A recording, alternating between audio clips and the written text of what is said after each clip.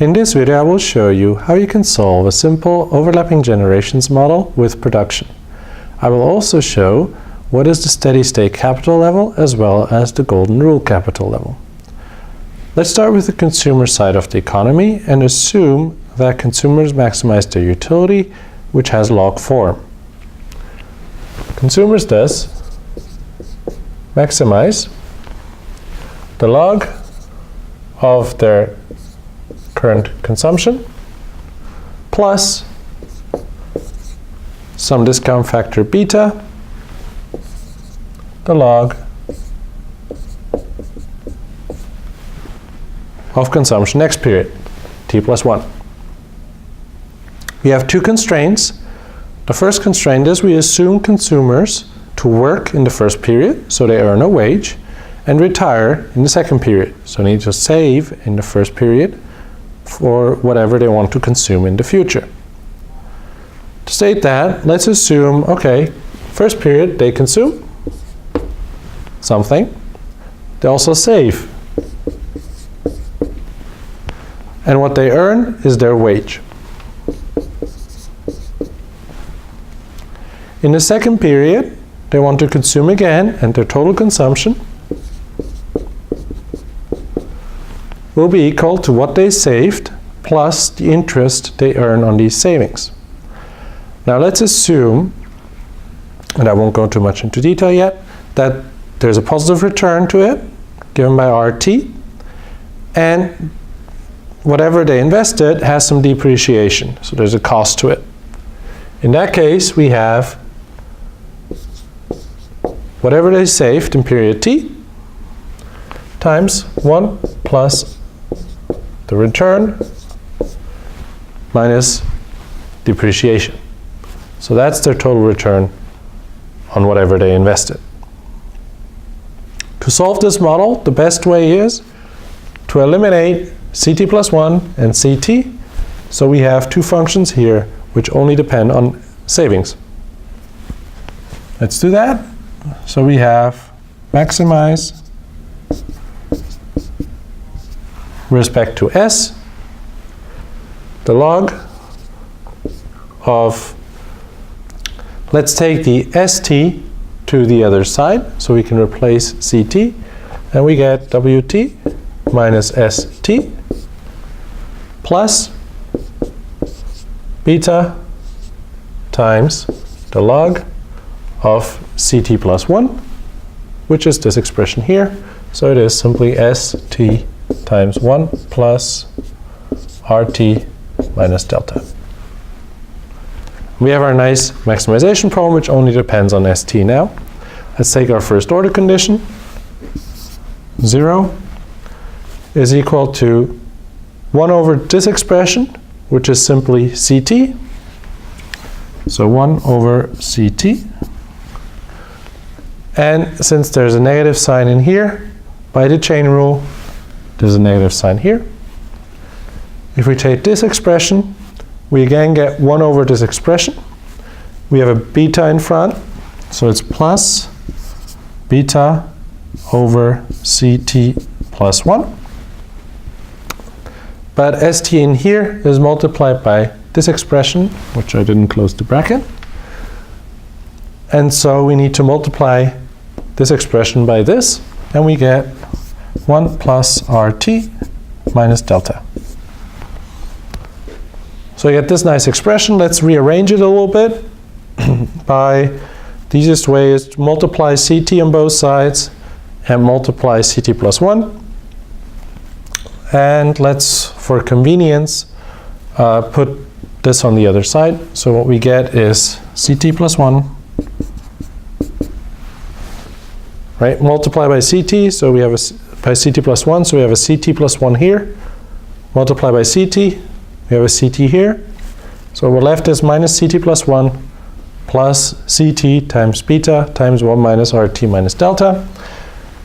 Let's take the minus CT plus 1 to the other side, and we get CT plus 1 is equal to CT times beta 1 plus RT minus delta. Got this nice expression. Okay, we can do more now to solve it, because we have these two constraints which can be combined, eliminating st, which will give us two equations with two unknowns, ct, ct plus 1. So let's replace st in here by ct over ct plus 1 over 1 plus rt minus delta. So we get ct plus ct plus 1 over 1 plus rt minus delta is equal to wt. Now you have this expression. Now that we have this expression, we can solve for ct plus 1, or ct. Let's solve for ct. The easiest way to do that is we just replace ct plus 1 by this expression here. Conveniently, ct here is multiplied by the same bracket term as we divide here. So we can eliminate these two expressions. And what we're left here is simply ct times beta. Okay, we can now rearrange it and express it in terms of wt. So we solve for ct. So we get ct is equal to wt over 1 plus beta.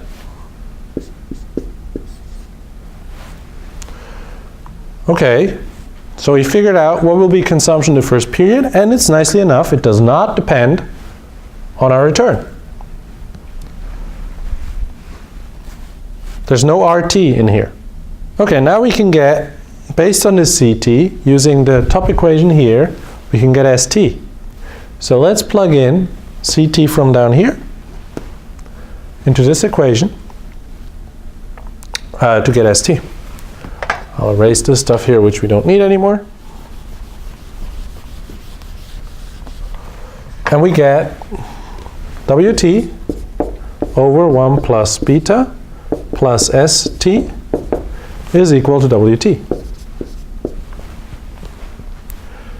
Let's take this to the other side. We get minus WT over 1 plus beta. Now we can multiply, put this in a fraction, and have on top 1 plus beta and on bottom 1 plus beta to have the same denominator. And if we do that, we get 1 plus beta here minus 1, because this is 1, right? It leaves us with beta over 1 plus beta times WT. And because we have log utility, ST does not, just like CT, not depend on the return we get. We have a fixed investment. Okay. Now, how do we add capital to this equation? So, the easiest way to add capital is to think about a production function. Let's add the following production function.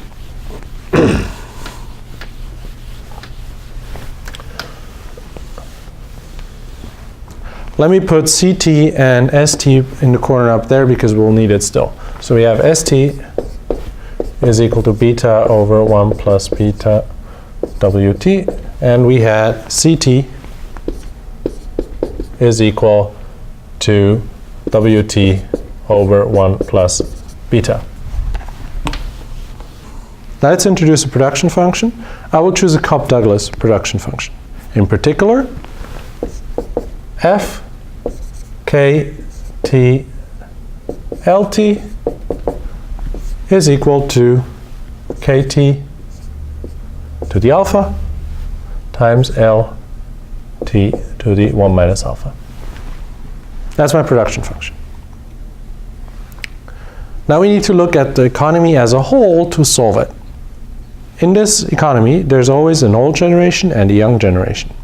The young generation is working and saving, And the old generation is just consuming, reaping the profits of what they saved previously.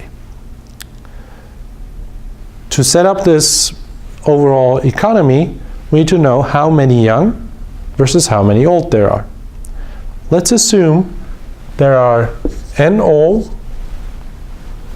O for old consumers, and they consume COT.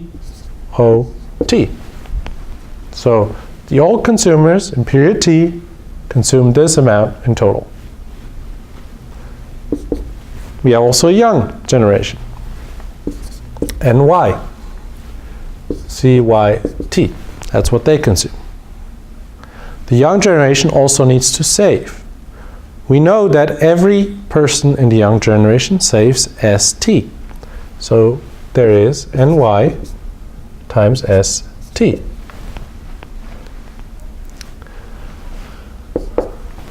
This is all the expenses. So the old generation just consumes, and the young generation saves or consumes.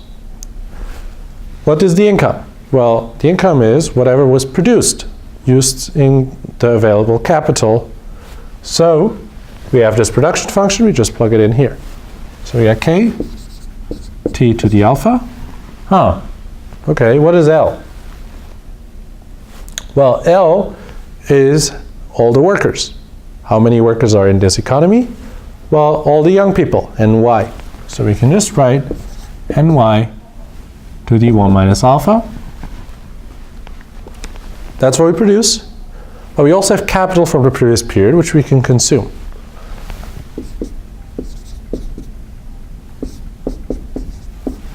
But as I said before, we have depreciation, so we don't have the full capital level, we have only the depreciated capital level.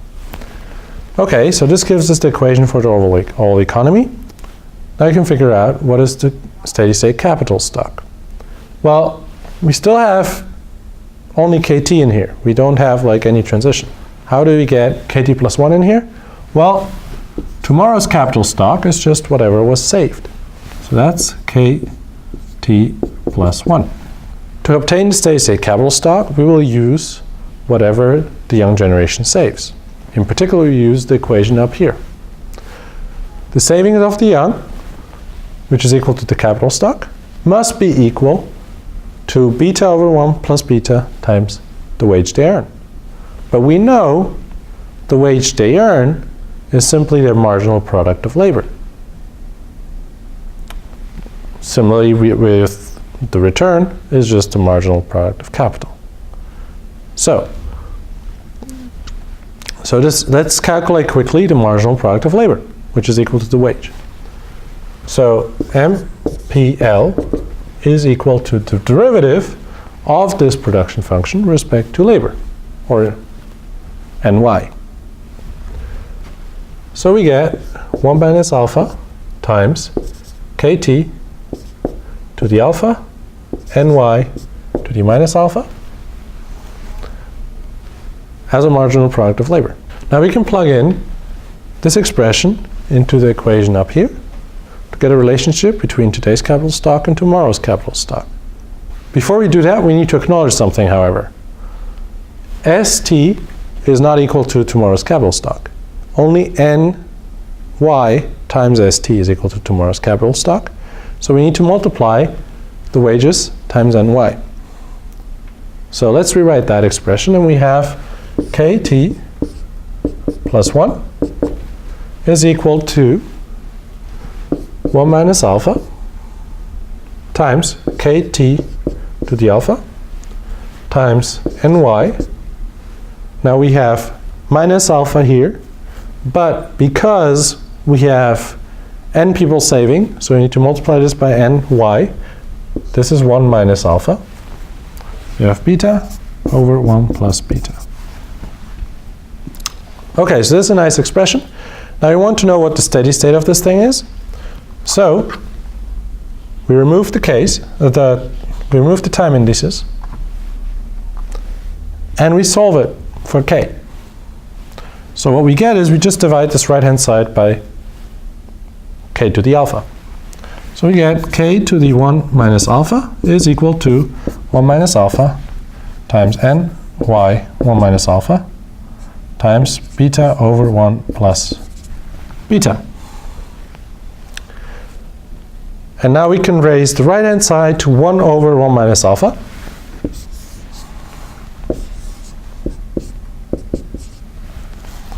To eliminate this exponent.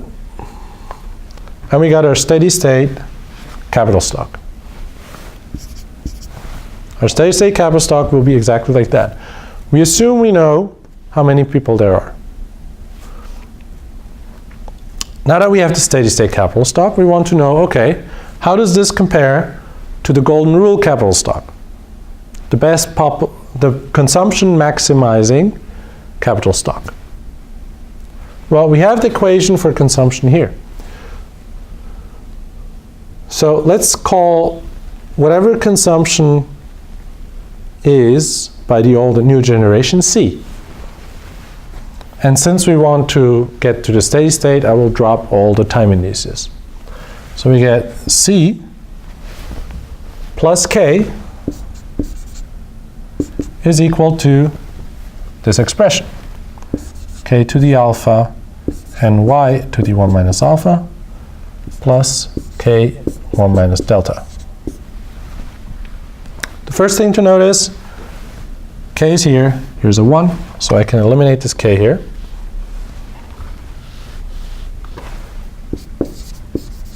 And I just get minus delta K here. Now, how do I get the consumption maximizing capital level?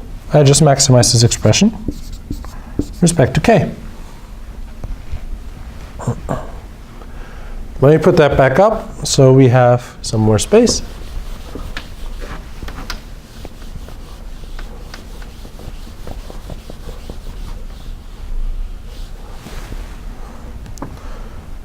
So we simply calculate derivative of this expression, set it equal to 0. 0 is equal to, okay, this left-hand side K to the alpha, so it's alpha K to the alpha minus 1. And y, nothing changes here, minus alpha, and 1 minus alpha, minus delta. This is my first order condition. I can now solve for K. So first thing I'll do is, I'll put the delta on the other side and divide by alpha. So I get delta over alpha is equal to K to the alpha minus 1 and y to the 1 minus alpha. Let me flip the indices by raising everything to the power of minus 1. If I do that, the signs up on top here flip, they change, and this fraction here flips too. So I raise everything to minus 1. If I do that, I get 1 minus alpha here, alpha minus 1 here, and instead of delta over alpha, I get alpha over delta.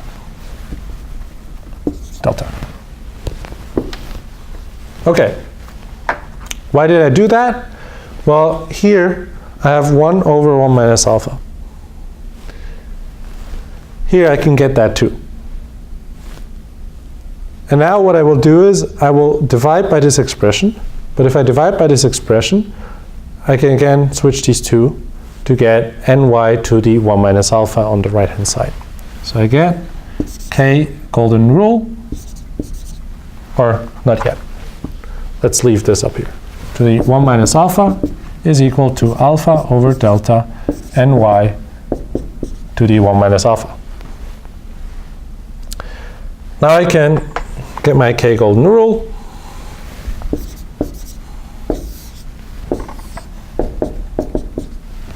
And I get this expression.